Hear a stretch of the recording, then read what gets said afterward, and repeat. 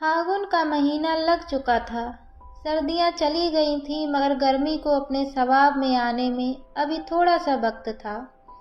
हवाओं में आम के बौर की मीठी महक और गहरा नारंगी पलाश जंगलों, बगीचों और सड़क के किनारों पर दहक रहा था।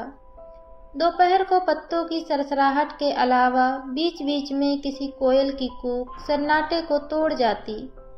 उसके बाद फिर वही चुप्पी। मैं अपनी स्टडी में बैठी, सामने खुले उपन्यास के पन्नों पर नज़र गड़ाए बैठी थी। सप्ताह में 5 दिन कॉलेज में कम से कम 4 लेक्चर और उनमें लगातार बोलते रहने के कारण वीकेंड के 2 दिन तो जैसे मैं मौन व्रत ले लिया करती। अच्छा लगता था चुप रहना, और ऐसा कर पाना आसानी से संभव हो जाता, क्योंकि घर में मैं और मनोज कुल जमा 2 प्राणी थे, और मनोज तो ज़्यादातर टूर पर रहता था।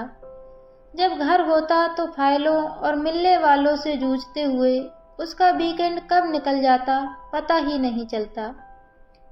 मनोज एक बेहद जिम्मेदार सरकारी अफसर था। मैंने किताब का अगला पन्ना पलटा। आखिरी पन्नों तक आते आते पढ़ने की तलब ऐसी बढ़ जाती है जैसे कोई चेन स्मोकर अपनी जान, अपने फेफड़ों की परवाह किए बिना आखिरी कस खींचकर अपने अंदर जहरीला धुआं भर लेना चाहता हो। दरवाजे पर हल्की दस्तक के साथ किसी के बुलाने की आवाज़ सुनकर मैंने किताब किनारे रख दी। Madam courier. उसने हल्का सा पर्दा हटाकर भीतर झांका। ले आओ यहाँ। मैंने हाथ आगे बढ़ाकर पार्सल ले लिया। भूरे लिफाफे में एक और मेरा नाम और पता लिखा था, गौतमी त्रिवेदी, मकान नंबर 90/74, तुलसी नगर, भोपाल, मध्य प्रदेश। किसी ने हाथ से लिखा था। राइटिंग सुंदर थी, इसलिए मेरा ध्यान गया। काली स्याही और मोटे निब की लिखावट, गोल घुमावदार अक्षर। मैंने कैंची लेकर लिफाफा करीने से काट दिया। अंदर से किताब सरक कर मेरी गोद में आ गई। बेहद खूबसूरत कवर, गहरे नीले पानी में तैरती एक नाव और उस पर चप्पू खेते हुए नाविक का चित्र। एक लाइब्रेरी भर किताबें होने के बावजूद भी किसी नई किताब का मिलना मुझे रोमांचित कर देता था। किताब के ऊपरी हिस्से में टाइटल लिखा था, साहिल की तलाश, और नीचे लेखक का नाम देवाशीष बनर्जी। मैं कांप गई। मैंने झट से किताब पलटी। पीछे लेखक की तस्वीर और बायोडाटा था। देवाशीष, हाँ वही तो है। माथे पर बिखरे घुंघराले बाल और सवालिया आंखें। मेरा मन 15 साल पीछे पहुंच गया, कॉलेज के दिनों में। धड़कनों की रफ्तार बढ़ने लगी। देवाशीष ने मुझको क्यों भेजा अपना उपन्यास? क्या उसके जहन में अभी भी मेरी याद बाकी है? देवाशीष बनर्जी। मैंने अक्षरों के ऊपर उंगलियां फिराईं, जैसे नाम को छू लेना, उसका हाल पूछ लेना हो। तुम्हारा ख्याल भी कितने दिनों बाद आया है। कैसे हो देवाशीष? मैं बुदबुदाई। गौतमी, ठीक तो हो?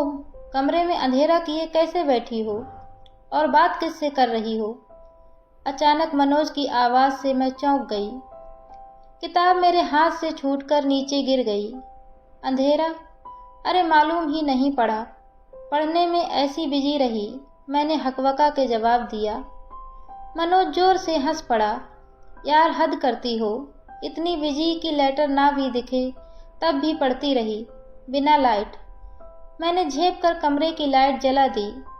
तुम कब आए? चाय का कह दिया क्या? मैंने ज़मीन से किताब उठाकर टेबल पर रख दी। हाँ, अपनी चाय, तुम्हारी कॉफ़ी। मनोज बोला।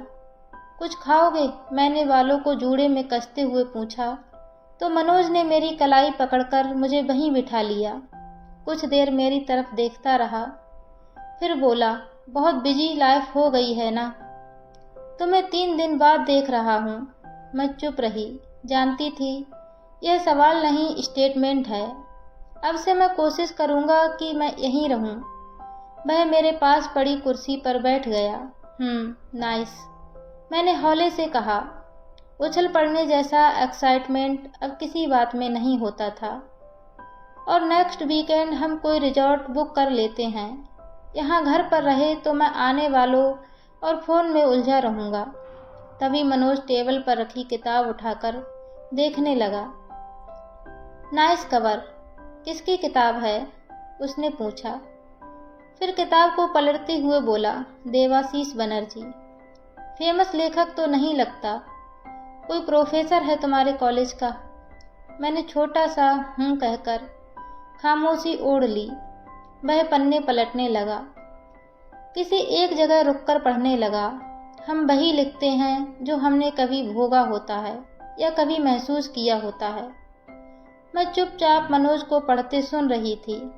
अच्छा लिखा है, तुम जानती हो इसे? मैंने फिर बिना शब्दों के काम चलाया। उसने किताब पलटकर पीछे लिखा पर्चा पढ़ना शुरू किया। मनोज को यूं तो पढ़ने का कोई खास शौक नहीं था, लेकिन जब भी वह मेरी स्टडी आता तो किताबों के बारे में बात करता था। वह बस उस किताब को देखता जो उस वक्त मेरे हाथ में होती। मैं उसे उस किताब के लेखक, कहानी या पात्रों के बारे में बताती रहती। हालांकि ऐसे मौके बहुत कम आते थे।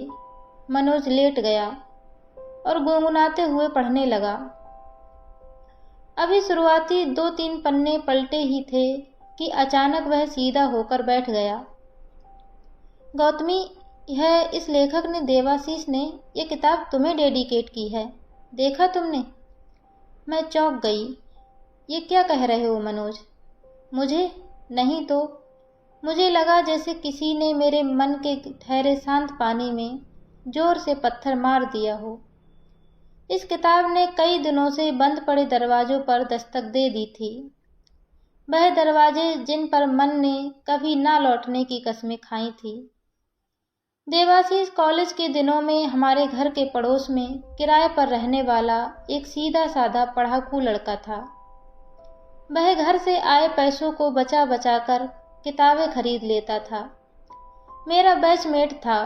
क्लास में पूरी गंभीरता से लेक्चर सुनता और वही गंभीरता बाद में भी ओढ़े रहता। हम लोग उसका मजाक बनाते थे कि तुमको स्टूडेंट नहीं प्रोफेसर होना चाहिए था। उसे वाकई कई प्रोफेसर से ज़्यादा ज्ञान था। पढ़ता रहता था दिन भर और इसीलिए ज़्यादा जानता भी था।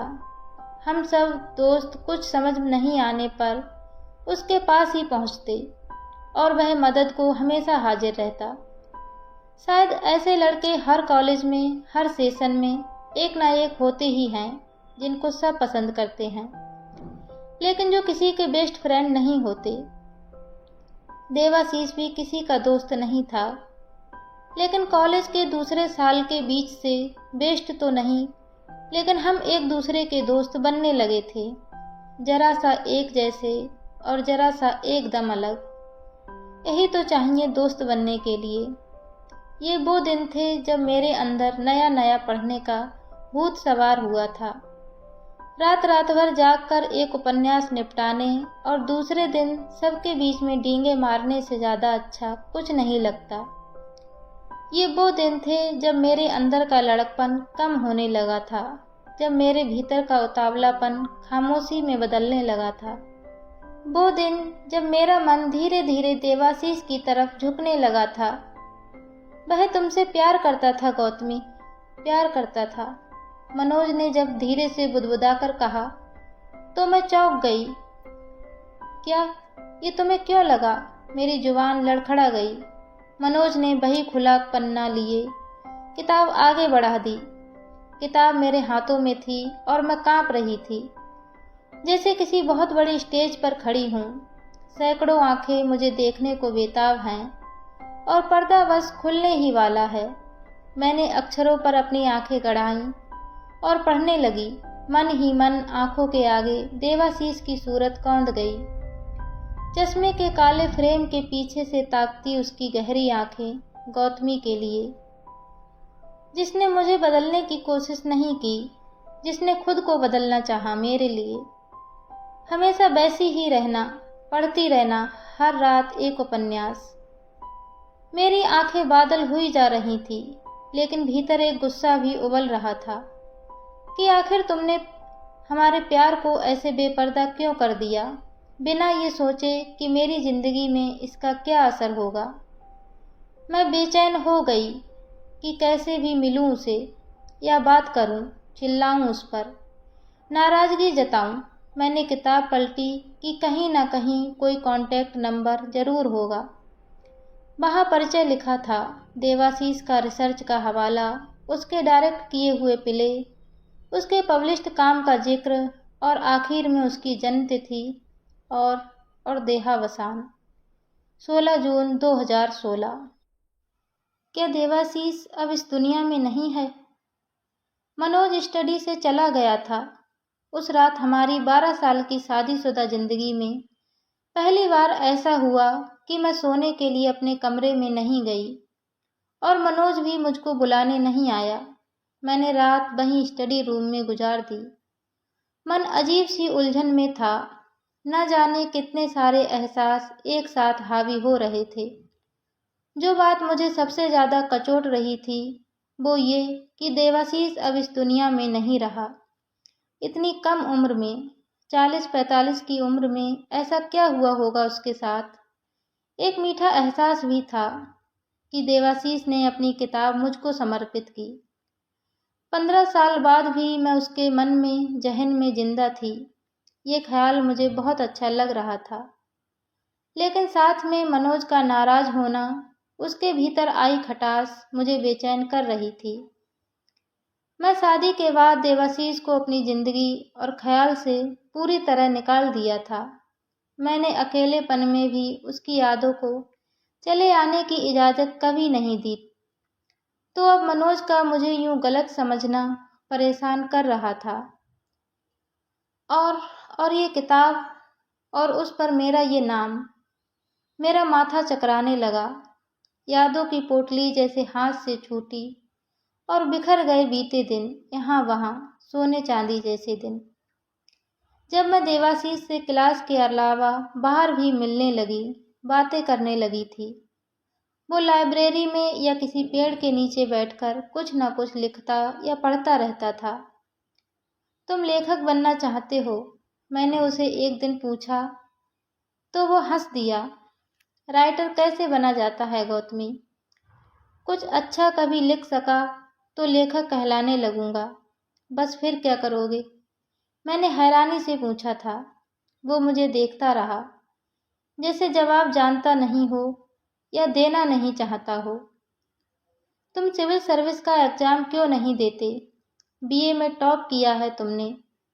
पॉलिटिकल साइंस जैसे सब्जेक्ट है तुम्हारा, बढ़िया स्कोर है। मैंने एक दिन उसको बिना मांगे सलाह दे दी, पर मुझे नहीं करनी सरकारी नौकरी।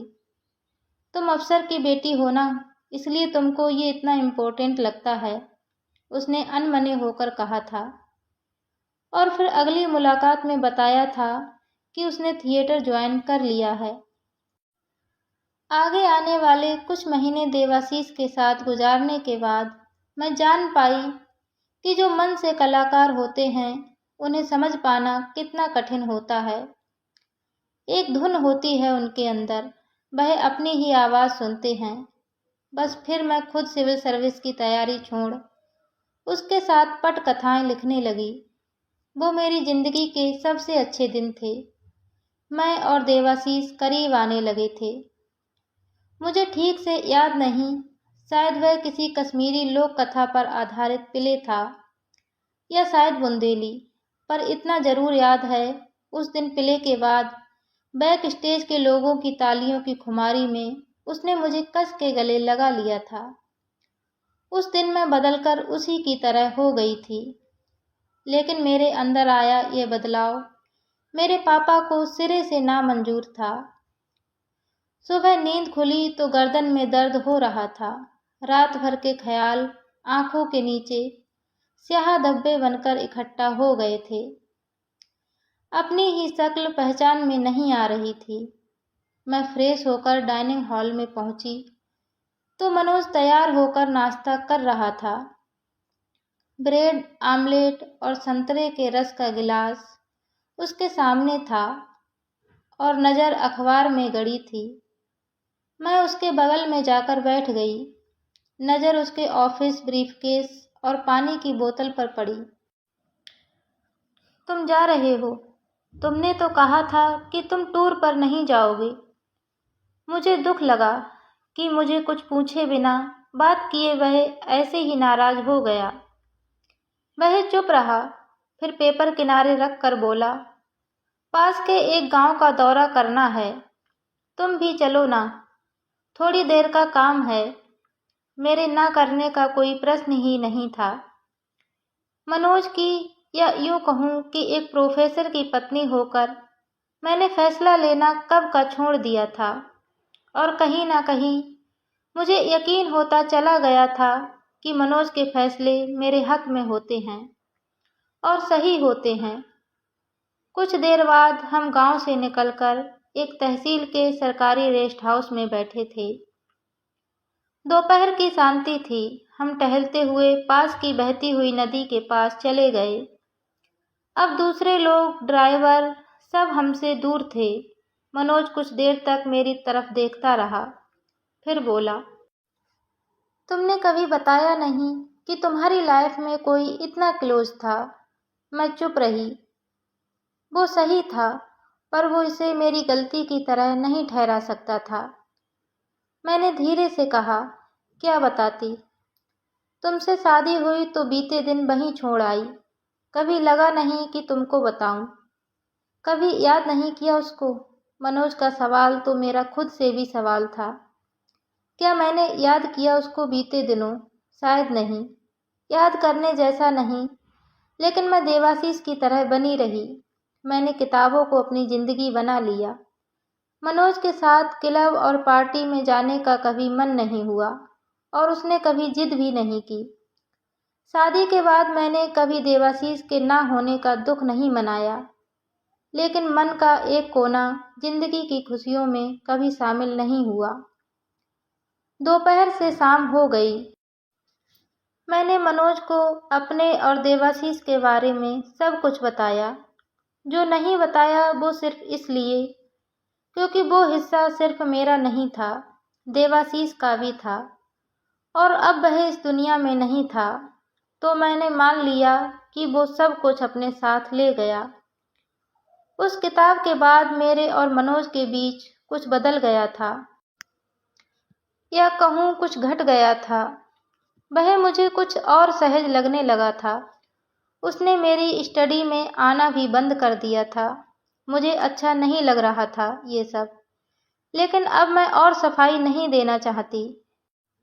एक शाम हम पार्टी से वापस लौटे तो अर्दली ने बताया कि अंदर कोई हमारा इंतजार कर रहा है, कोई पुतुल बनर्जी।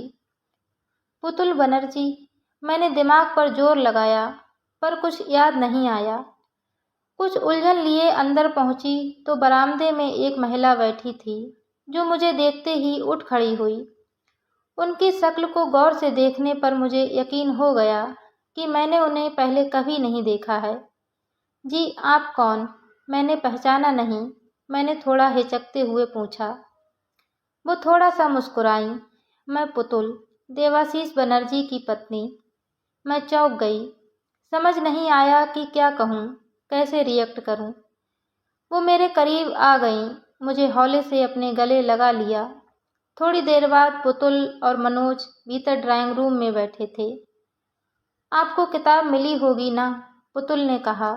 हाँ मिली, मैंने कहा। तो मनोज की उंगलियां सोफे के हत्थे पर थोड़ी सी कस गईं। मैं थोड़ी देर शब्द तलाशती रही, फिर हिचकते हुए पूछा, ये कब हुआ? कैसे? पुतुल की आंखों के कोर भीग आए। वो एक रात किले से लौट रहे थे और घर के सामने ही उनकी मौत हो गई। मुझे लगा मैं बिखर जाऊंगी। मैं फूट फूट कर रोना चाहती थी, मगर हमें परायों के लिए रोने की कहाँ इजाज़त होती है। मैं किसी तरह अपने आंसू गटकने की कोशिश करने लगी। पुतुल ने बताया कि देवाशीष अक्सर मेरा जिक्र किया करता था। हंसकर कहता था, अगर मैं बड़ा अफसर बन गया तो मेरे हर प्ले की नायिका गौतमी ही होगी।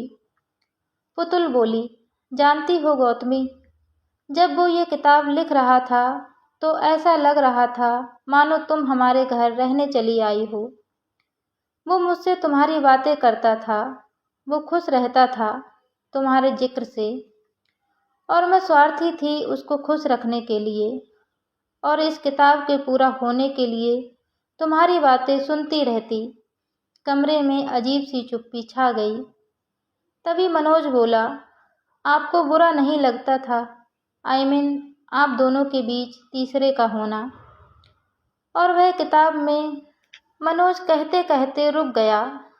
पुतुल ने मनोज को हैरान होकर देखा, जैसे कुछ समझ गई हो। वह हौले से मुस्कुराई, बोली, किताब देवाशीष के जाने के बाद पब्लिश हुई है और गौतमी का जिक्र मैंने किया है। मुझे लगा देवाशीष बहुत खुश होगा, है ना? उसने मेरी तरफ देखकर कहा तो मेरी आंखों के रोके हुए आंसू लुढ़क आए। मनोज हैरान सा पुतुल को देख रहा था। शायद वह महसूस कर रहा था कि उसकी आंखों में देवाशीष के लिए कितना प्यार और इज्जत थी, और मेरे लिए भी कितनी सहजता से उसने हमारे अतीत को स्वीकार कर लिया था। मनोज ने मेरी हथेलियां थाम लीं और उन्हें सहलाता रहा, और पुतुल की तरफ देखकर बोला, अच्छा हुआ आप आईं। और वह उठकर अंदर चला गया। जाते हुए वह मुझे देखकर थोड़ा सा मुस्कुराया। उसने भी पुतुल से जो बीत गया उसे जाने देना सीख लिया था। कमरे में पुतुल और मैं थे, और हमारे बीच कहीं कहीं देवाशीष भी था, थोड़ा पुतुल में और थोड़ा कहीं मुझ में। तो ये थी हमारी आज की कहानी। आपको हमारी ये कहानी कैसी लगी हमें कमेंट बॉक्स में ज़रूर बताएं, और ऐसी ही और अधिक कहानियाँ सुनने के लिए हमारे चैनल को सब्सक्राइब करें, साथ ही बेल आइकन को भी प्रेस कर दें ताकि आगे आने वाली प्रत्येक वीडियो का नोटिफिकेशन आपको सबसे पहले मिल सके।